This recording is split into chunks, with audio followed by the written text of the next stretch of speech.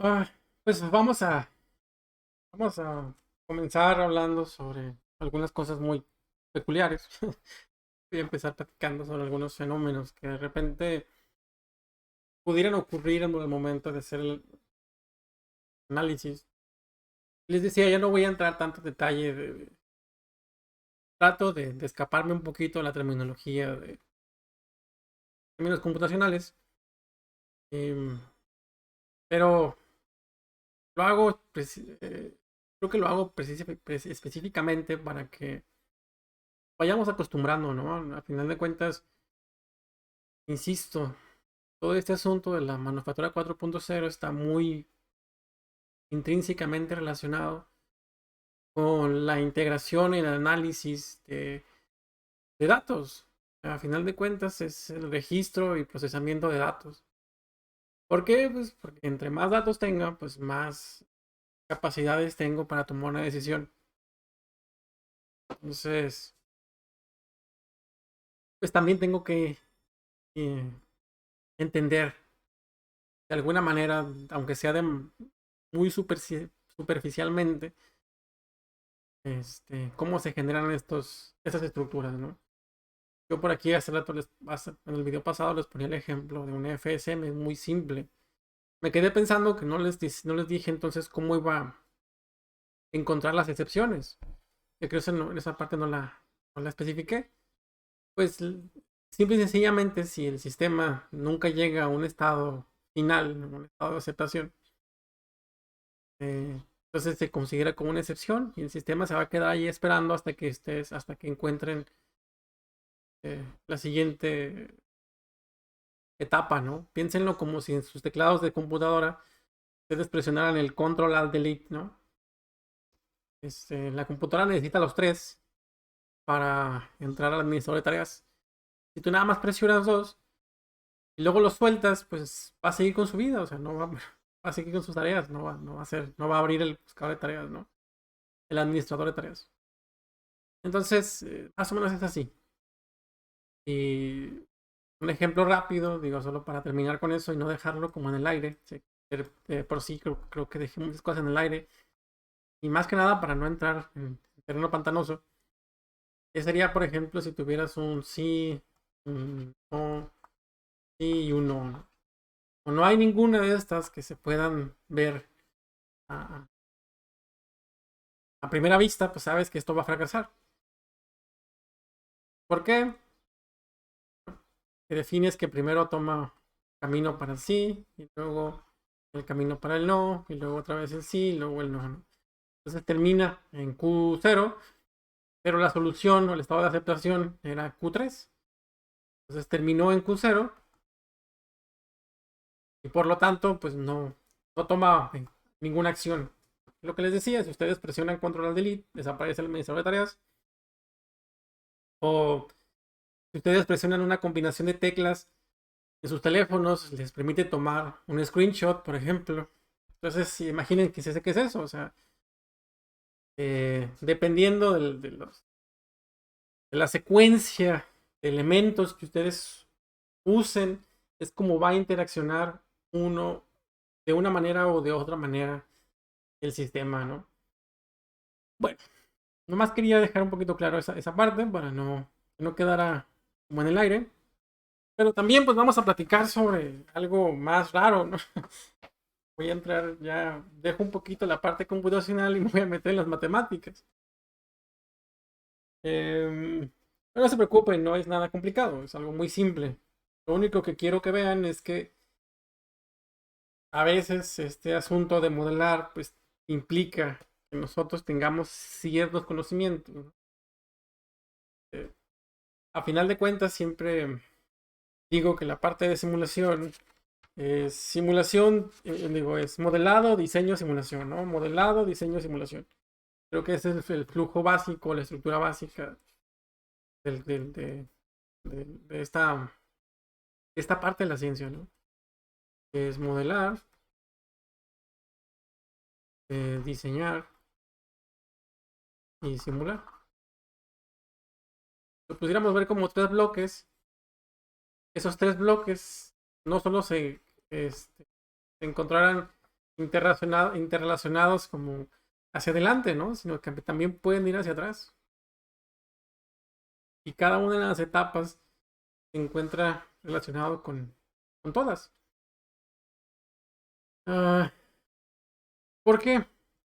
Porque hay fenómenos que sí requieren mucho del análisis de la persona o de quien esté involucrado resolver el problema. Les voy a dar un ejemplo muy simple. Por ejemplo, yo les preguntara tranquilamente cuánto es cero elevado a la cero. Algunos de ustedes me dirían que es uno, ¿no? Algunos de ustedes pensarían que es un cero y algunos de ustedes pensarían que es una indeterminación.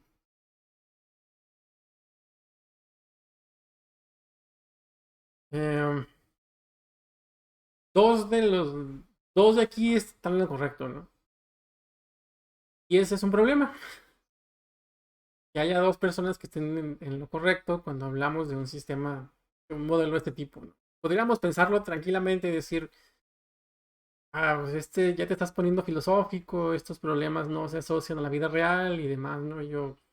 Uh, sí, yo creo que es porque nunca has reaccionado con un sistema desde el punto de vista operativo, ¿no? Pero todos los sistemas los que ustedes trabajan, están desarrollados obviamente en algún lenguaje, en algún compilador, en alguna estructura. Así sean los PLCs más simples, los sistemas FPGAs más complejos que hay, ¿no? Y a veces nos van a dar respuestas un poquito peculiares dependiendo del contexto de su aplicación. Pues hay veces, no quiero decir que siempre suceda, porque a lo mejor pues yo no trabajo, no hago una actividad que esté vinculada directamente con esto, pero y si sí pasara, y los sistemas les dieran una medida que no parece ser coherente. El asunto es entender por qué, ¿no? O sea, por qué los sistemas trabajan de esa manera. Entonces, como esta es correcta y como esta es correcta desde el punto de vista algebraico y este es correcto desde el punto de vista de cálculo, va a depender mucho del problema que estés utilizando. Entonces, si tú tienes un modelo dinámico, ¿sí? Tú tienes un modelo dinámico. Lo primero que se tiene en la cabeza es que si tienes un sistema que es dinámico, es que esto ama las ecuaciones diferenciales, ¿no? Adora las ecuaciones diferenciales. Bueno, razón. Este,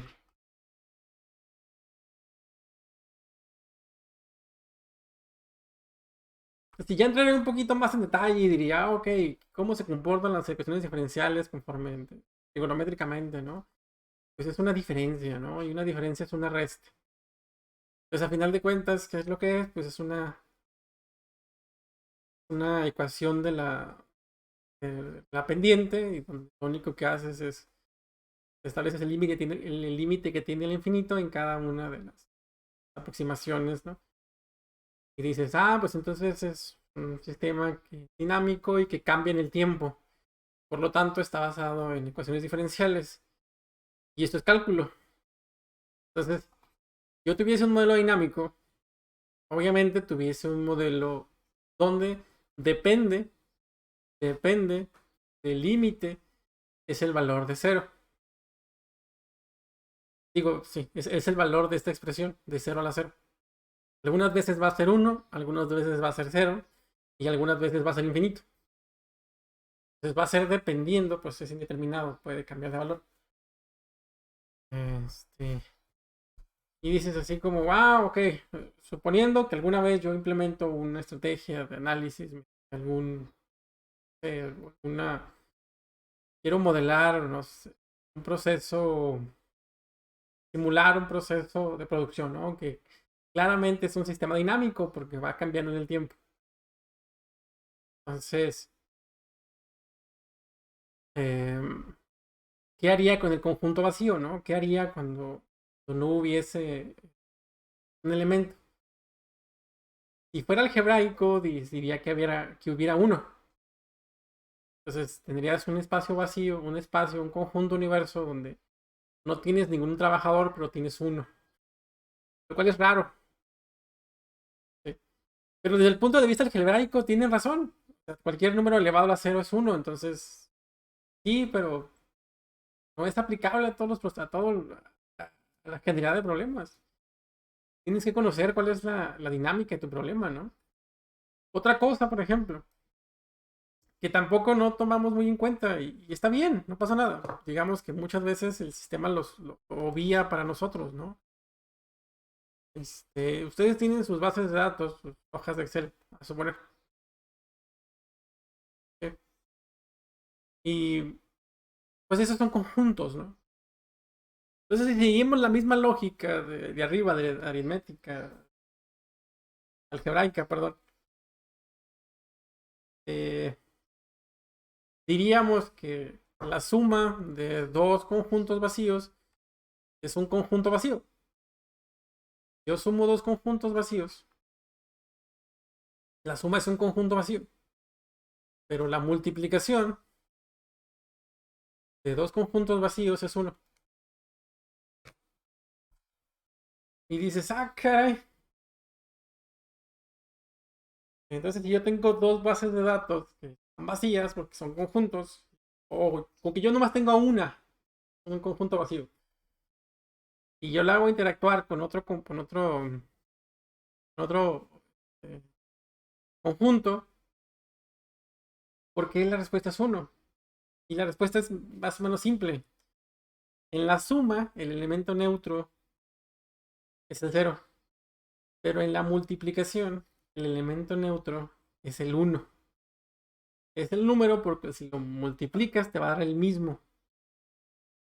Entonces, y también puede ser muy obvio.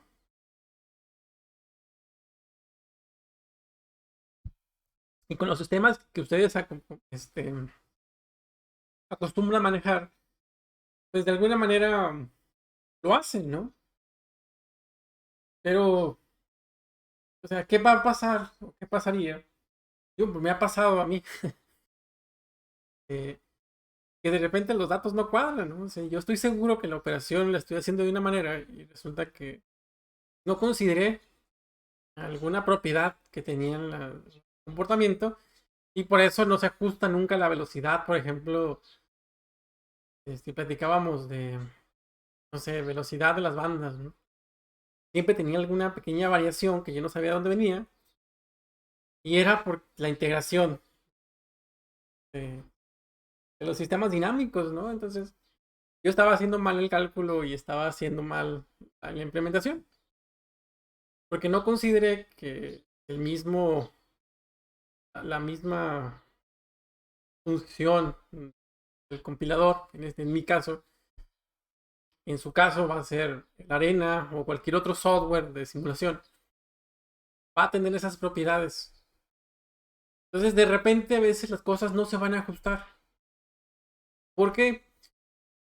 Porque tendríamos que estar conscientes de la forma en la que está estructurado. Por eso es importante saber si era secuencial, si era dinámico, si era estático, si era de naturaleza continua, si era discreto, si es concurrente, si es secuencial. O sea, y lo que se está tratando de analizar es una estructura, por ejemplo, los datos, ¿no? El flujo de datos. Él les decía, pues sí, por una parte, va a cambiar los elementos dentro de los datos, pero la estructura se va a mantener. Entonces, digamos que es estática. Y ese tipo de consideraciones, ¿no?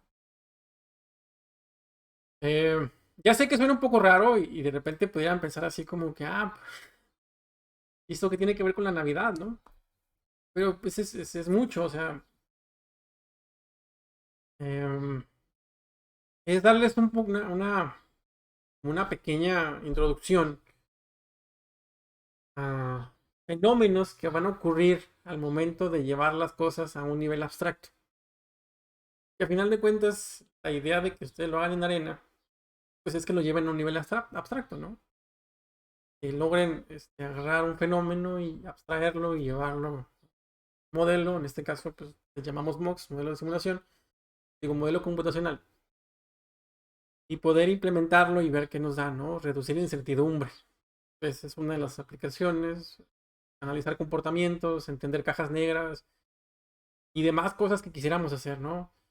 Reducir costos y bla, bla, bla, ¿no? Hay una muy amplia cantidad de funcionalidades que tengo que hacer para hacer esta simulación. Entonces, digo, en general pudiéramos hablar sobre muchas otras cosas como jerarquías y demás. Siento que no vale la pena, siento que es meternos demasiado en el terreno de cómputo, pero sí hablar de fenómenos, sí es importante hablar de algunas características, de algunas integraciones dentro que van a ocurrir dentro de un proceso modelado computacional, ¿no?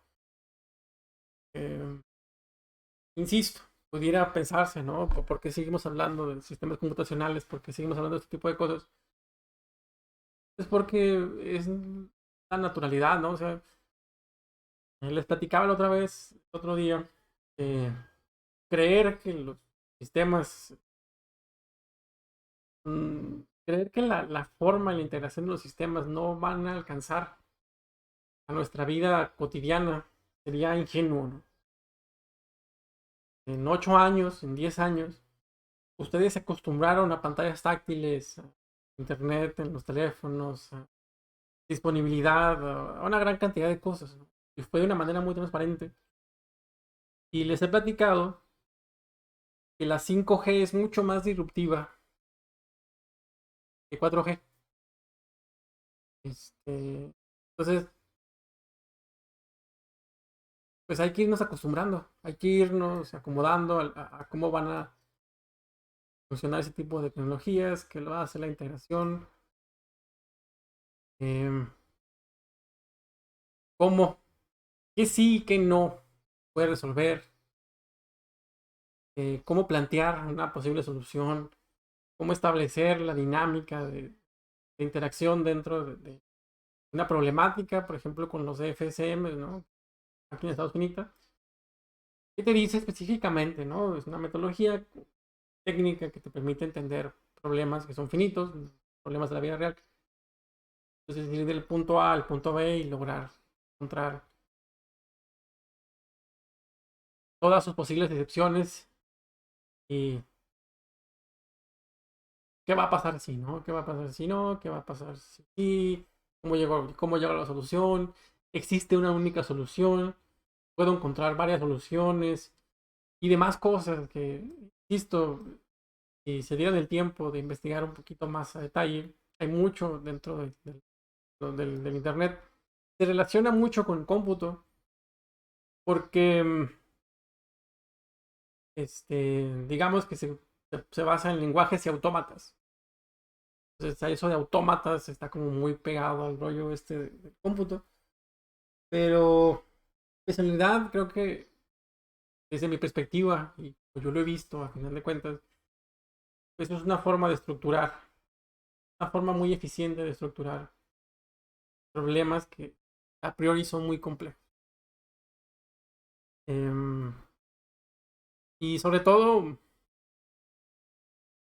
em, te puedes dar cuenta, digo, es una forma muy fácil, relativamente fácil, pero no sé, de darse cuenta si el problema que estás tratando de atacar es resolvible y no solamente vive como en tu imaginación, ¿sí? Porque de repente pasa mucho eso.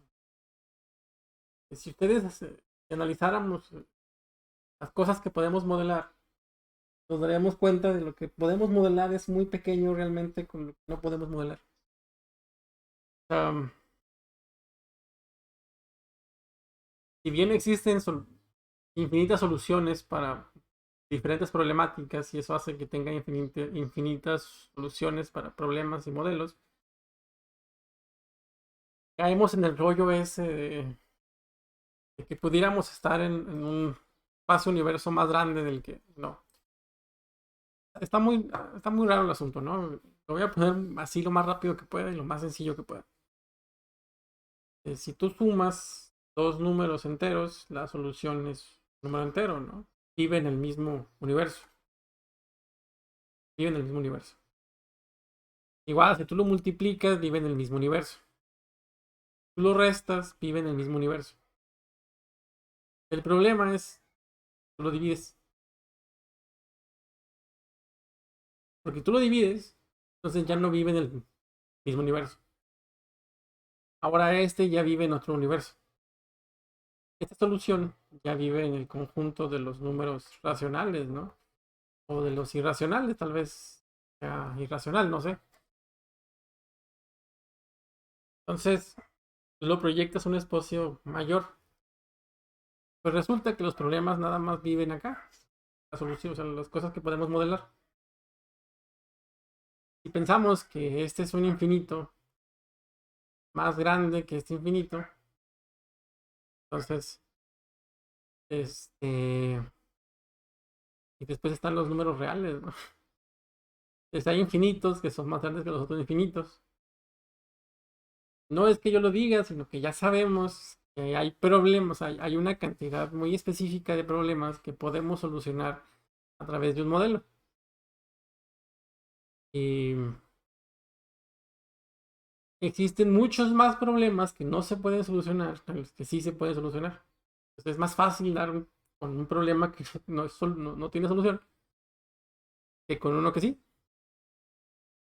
Entonces si lo haces y tú mismo te pones y lo analizas y ves todas sus vertientes, a lo mejor te puedes dar cuenta que no, que no es no, la forma en la que lo estás planteando no es una forma adecuada. Bueno, bueno, no quiero seguirlos hostigando con palabras raras, extrañas. Voy a terminar este video aquí.